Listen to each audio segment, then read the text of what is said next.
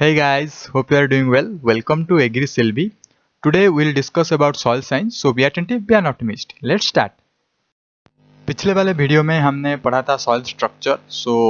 वहाँ से एक लाइन ग्रैनुलर एंड क्रॉम स्ट्रक्चर बहुत ज़्यादा अच्छा है प्लांट ग्रोथ के लिए. मैं बताया था, एक बार रिवीजन कर देता हूँ.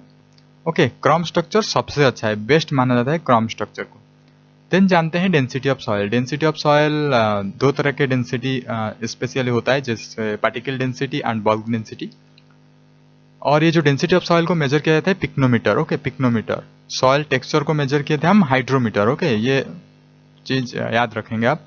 पार्टिकल डेंसिटी का फॉर्मूला ही इंपॉर्टेंट है और कुछ नहीं. Mass divided by volume of soil particle. देखिए, पार्टिकल डेंसिटी और बल्क डेंसिटी में दो ही फर्क है. क्या फर्क है? यहाँ पे मास, वहां पे भी मास होगा, मीन्स वेट होगा, वो तो सेम है. ये जो नीचे वाला है ना डिनोमिनेटर, वहां पे वॉल्यूम ऑफ सॉइल पार्टिकल है, पर बल्क डेंसिटी में वॉल्यूम ऑफ सॉइल होगा.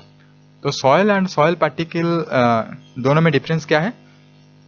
देखिए, सॉइल पार्टिकल में आपको पोर स्पेस नहीं मिलेगा, पर सॉइल में, वॉल्यूम ऑफ सॉइल में आपको पोर स्पेस मिलेगा. Means this is excluding pore space, और वो जो था वो था इंक्लूडिंग पोर स्पेस जो होगा बल्क डेंसिटी. ओके, तो पार्टिकल डेंसिटी आइडियल सॉइल का कितना होता है? 2.65 ग्राम पर सेंटीमीटर क्यूब, ग्राम पर CC. Okay, 2.65. Particle density sometime also known as real density. Actual density होता है पार्टिकल डेंसिटी, क्योंकि यहाँ पे सॉइल पार्टिकल को लिया जाता है, not the pore space. Particle density is lower when the organic matter added the soil. ये बहुत ही बार एग्जाम में पूछा जाता है, इसको आप याद रखें. अगर ऑर्गेनिक मैटर आप ऐड करेंगे तो क्या होगा? पार्टिकल डेंसिटी गिर जाएगा, कम हो जाएगा. ओके, तो जानते हैं बल्क डेंसिटी के बारे में. देन बल्क डेंसिटी, ये रियल डेंसिटी नहीं है, इसे बोलते हैं अपरेंट डेंसिटी. तो इसका भी फॉर्मूला याद रखना चाहिए आपको. Weight of oven dried soil, वही सेम मास होता है. और यहाँ पे जो इंपॉर्टेंट है, divided by volume of soil. यहाँ पे जो डिनोमिनेटर है, यहाँ पे इंक्लूडिंग पोर स्पेस. तो मुझे एक बात बताइए, अगर पोर स्पेस इंक्रीज होगा तो फिर बल्क डेंसिटी क्या होगा? गिर जाएगा. तो पोर स्पेस कहाँ पे ज्यादा है? पोर स्पेस क्ले सॉइल में ज्यादा है, तो उसका बल्क डेंसिटी कम होगा. सैंडी सॉइल में पोर स्पेस कम है, तो उसका बल्क डेंसिटी ज्यादा होगा. तो इसका मतलब sandy soil have high bulk density than clay soil. ये लाइन आपको समझ आ गया होगा. उसके बाद देखते हैं बल्क डेंसिटी क्यों पार्टिकल डेंसिटी का हाफ होता है. मीन्स अभी हमने देखा particle density 2.65, but bulk density is 1.33 only. So कैसे होता है? देखिए, जो वॉल्यूम ऑफ सॉइल हमने अभी लिया ना, वॉल्यूम ऑफ सॉइल में इंक्लूडिंग पोर स्पेस है, तो इसका वैल्यू ज्यादा होगा आज compare to particle density. Particle density में पोर स्पेस नहीं था, ओनली पार्टिकल्स था, इसलिए उसका वैल्यू कम होगा. सो बल्क डेंसिटी में वॉल्यूम ऑफ सॉइल जो डिनोमिनेटर है, डिनोमिनेटर बहुत ही ज्यादा है, तो क्या होगा?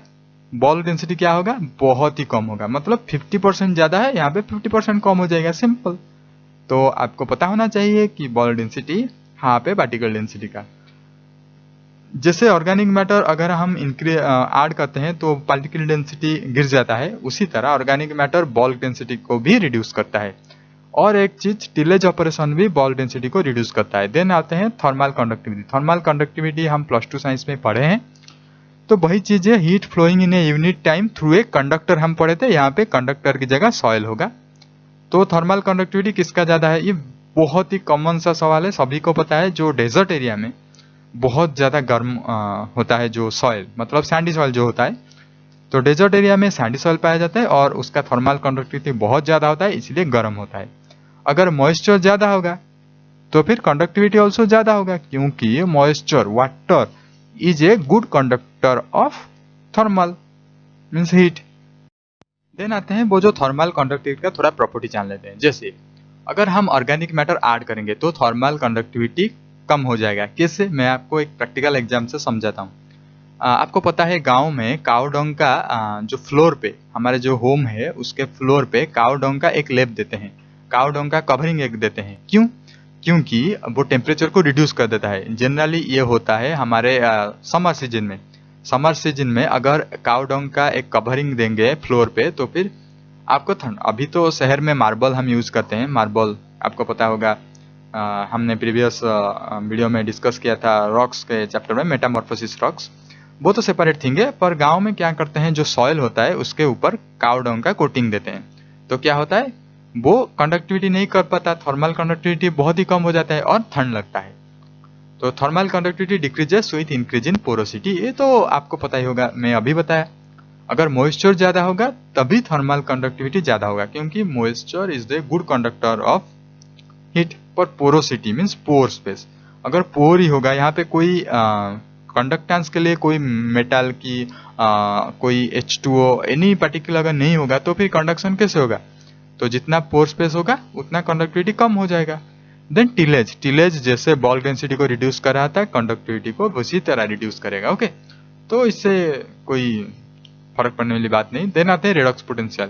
रेडॉक्स पोटेंशियल इतना ज़्यादा जरूरी नहीं है, सिर्फ आपको दो वैल्यू याद रखना है। रेडॉक्स पोटेंशियल का जो यूनिट है EH होता है, और for well drained soil 400 to 700 millivolt. Okay, देखिए मिली वोल्ट इसका यूनिट है, ये इंपॉर्टेंट है। और वेल ड्रेन्ड सॉयल का बहुत ही ज़्यादा होता है, अगर वाटर लॉक्ड होगा तो नेगेटिव में चला जाता है, -250 to -350। देखिए यहाँ पे गैप 100 है, पर यहाँ के गैप 300 है, ये चीज़ आप याद रखेंगे। देन आते हैं सॉयल प्लास्टिसिटी, जो कि बहुत ही बार एग्जाम में पूछा जाता है। देखिए सॉयल प्लास्टिसिटी में बताने से पहले आपको एक प्रैक्टिकल एग्जाम्पल से समझाता हूँ।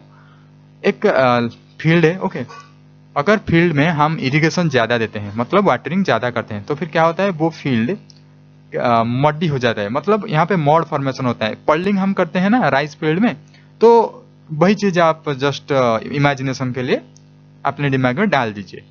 तो यहाँ पे क्या होगा, जहाँ बहुत ज़्यादा मॉड हो जाएगा। और ये मॉड किसकी वजह से होता है? एक्चुअली क्ले पार्टिकल की वजह से, ये तो सभी को पता है। उसके बाद क्या हुआ, समर सीजन आ गया, बहुत ही ज़्यादा गर्मी हो गया, हम इरिगेशन नहीं कर रहे हैं, तो क्या होगा, ये जो मॉडी फील्ड है ना, ये स्लोली ड्राई होता रहेगा। और उसके बाद यहाँ पे क्रैकिंग शुरू हो जाएगा, मतलब ऐसे ऐसे क्रैकिंग। देखिए आप जो हमारे जो होता है ना, जो डिजास्टर आता है, जो ड्रॉट पड़ जाता है, सूखा पड़ जाता है, तो क्या होता है, जो जमीन में क्रैकिंग हो जाता है। तो ये किसकी वजह से होता है? ये मॉइस्चर लॉस की वजह से होता है, क्योंकि पानी नहीं है।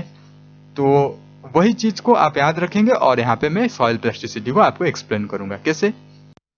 तो पहली बात, सॉइल प्लास्टिसिटी कब आता है? जब क्ले कंटेंट ज्यादा होता है। अगर क्ले नहीं होगा तो मड कैसे होगा, और ड्राई होने पे क्रैकिंग कैसे आएगा? तो मोर देन 15% क्ले होगा तभी आपको प्लास्टिसिटी प्रॉपर्टी मिलेगा सॉइल का। उसके बाद जो range of moisture content in soil which exhibit plasticity is known as plasticity index. Actually ये प्लास्टिसिटी होता है क्यों है? दो चीजें की वजह से, एक clay and one is moisture content, that is irrigation में अभी बताया ना, वाटरिंग।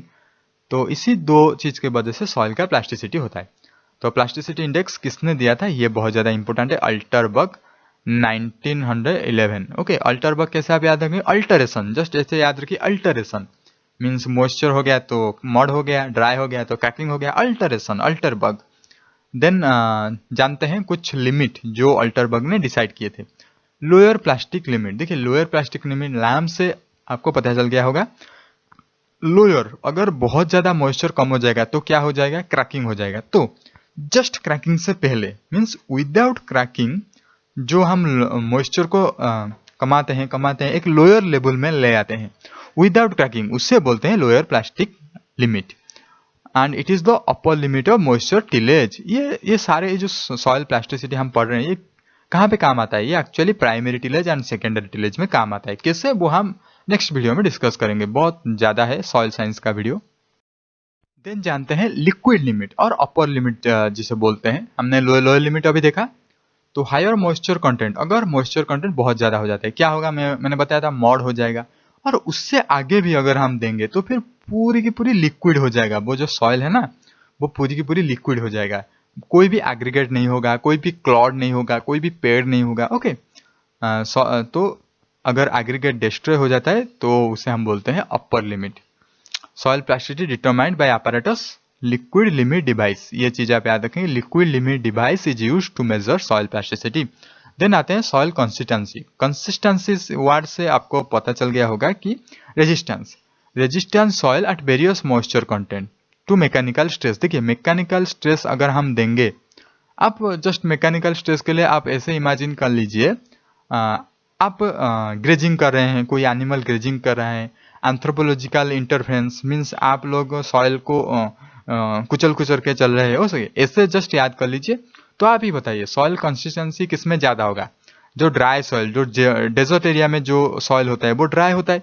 तो अगर आप कोई भी ग्रेजिंग करता है तो सॉइल का कुछ चेंज होगा नहीं, कुछ भी चेंज नहीं होगा, सॉइल्स कुछ भी नहीं होगा। अगर वेट सॉइल होता है, बहुत ही ज़्यादा मड सॉइल होता है, अगर आप वहीं पे ग्रेजिंग करेंगे, आप कुचल कुचल के चलेंगे तो क्या हो जाएगा, वो सॉइल का जो डिफॉर्म चेंज होएगा, जो सॉइल का एग्रीगेट फॉर्मेशन हो जाएगा, सॉइल का शेप चेंज हो जाएगा। तो इसीलिए रेजिस्टेंस कहाँ पे ज़्यादा है, रेजिस्टेंस ड्राई सॉइल में ज़्यादा है, वेट सॉइल का तो रेजिस्टेंस ही नहीं है। ओके, देन आते हैं ऑक्सीजन डिफ्यूजन रेशियो। यहाँ पे भी आपको सिर्फ और सिर्फ क्या याद रखना है, ओनली वैल्यूज याद रखना है। It is measured by platinum wire. Okay, ये प्लैटिनम वायर से मेजर किया जाता है ऑक्सीजन डिफ्यूजन रेशियो। और यहाँ पे देखिए रेंज किससे किससे वैरी करता है, 22.9 ओके टू 39.5। ये तो सेम रहेगा, 10⁻⁻8 तो सेम रहेगा, उससे हमारे फर्क नहीं पड़ता। आपको सिर्फ याद रखना है 22.9 39.5।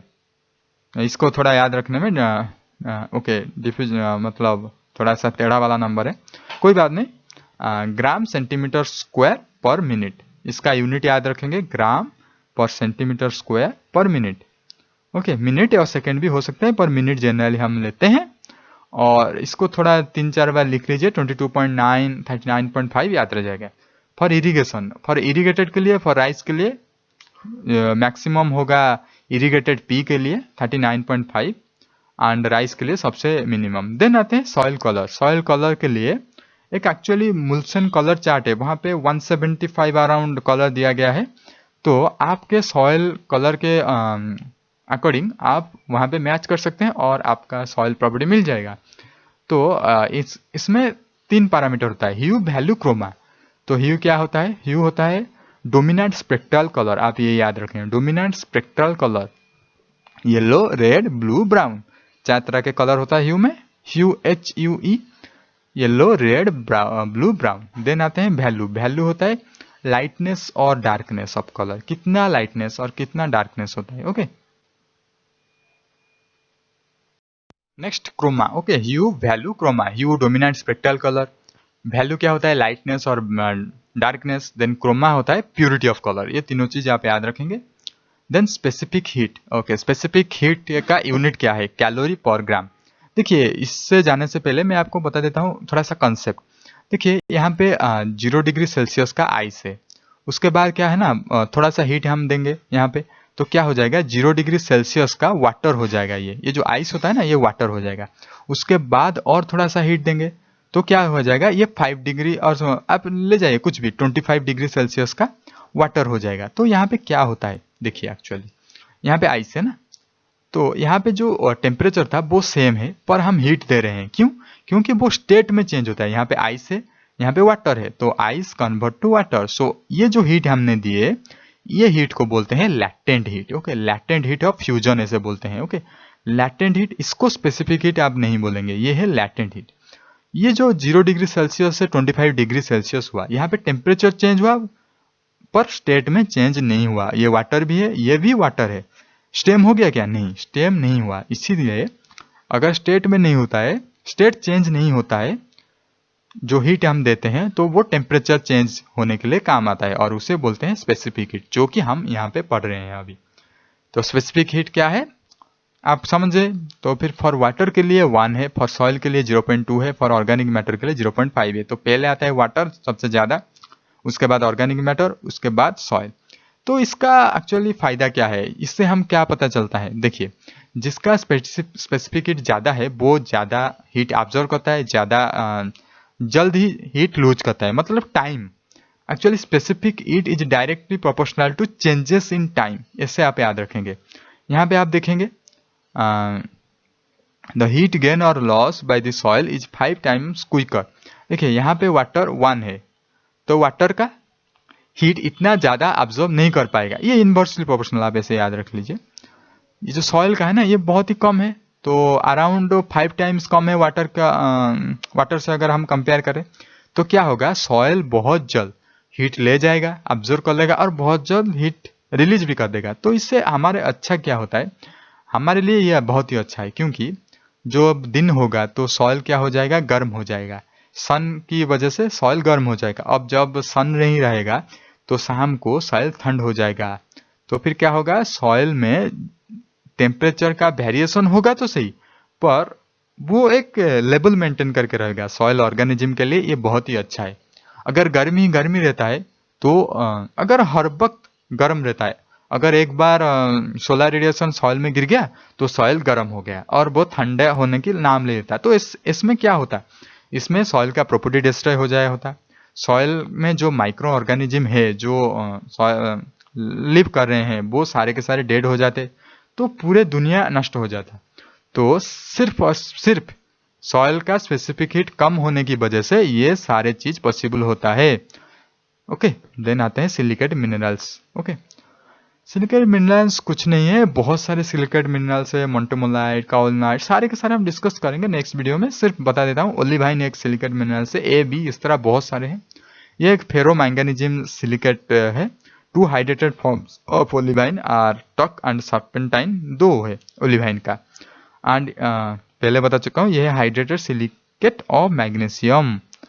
तो टोरमालाइन एक बोरोन एल्यूमिना सिलिकेट है। ओके, और बहुत सारे हैं, डिस्कस करेंगे।